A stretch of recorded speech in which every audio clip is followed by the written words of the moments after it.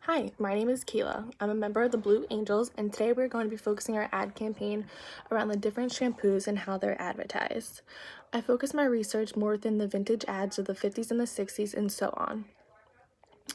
This is a time period when women were seen as creatures to the male generation, and how everything we did focused on getting men to think that we are attractive. It made us feel as though we had to do everything that men liked, whether that we liked it or not. Within the vintage ads, there had been a stigma created that girls need to have their hair look and smell a certain way in order to be idolized by men.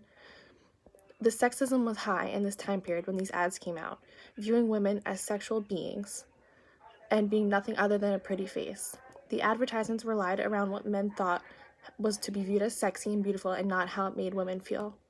During this time, they felt as though women were required to act to look a certain way in order to just be glorified by men.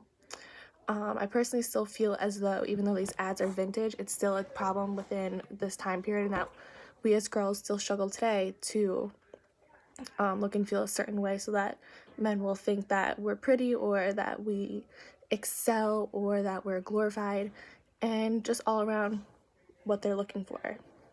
In the Bon Bell advertisement, they have beautiful young girls on the front of the page with big letters above her head that quote, "This is the way boys sees you." Sexist? Definitely.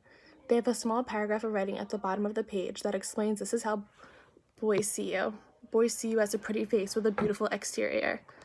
They market their brand around the time of kids going back to school because they say it's for an all clean look for going back to school with Bon Bell's 1006 shampoo set.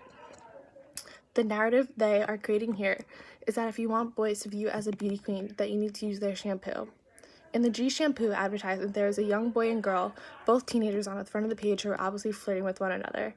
They're in the library and the boy looks over at her to tell her how nice her hair smells.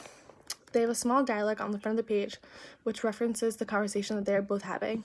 She's telling him to stop talking, to keep his voice down because they're in the library, and the young boy explains that he's sorry, but he can't stay away from her because of how nice the scent of her hair is.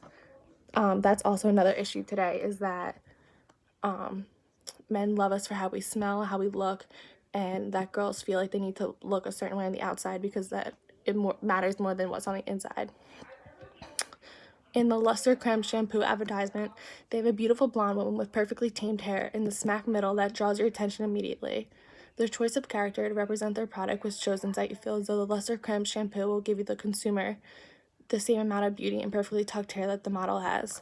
At the top of the page, they wrote a quote that says, "For the most beautiful hair in the world, 4 out of 5 Hollywood stars use Luster Creme shampoo. Claim that it's Hollywood's most used and loved brand and bottle. Claim that it never dries and that it just beautifies."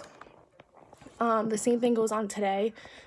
Many brands, whether it's shampoo or makeup, perfumes, they advertise it for big Hollywood actresses and stars so that you feel as though since they use it that you need to use it too.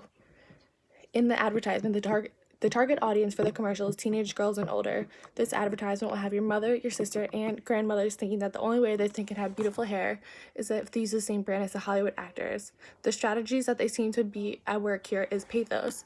They use their appeal based upon the fear of inclusion and social needs. This has the consumers thinking that the only way they can stay cool or hip or relevant is to go out and spend money on a product that claims it's used by famous people. The culture of beauty and value is hidden within this ad, which I think is a bit much for young girls who posted, in my opinion.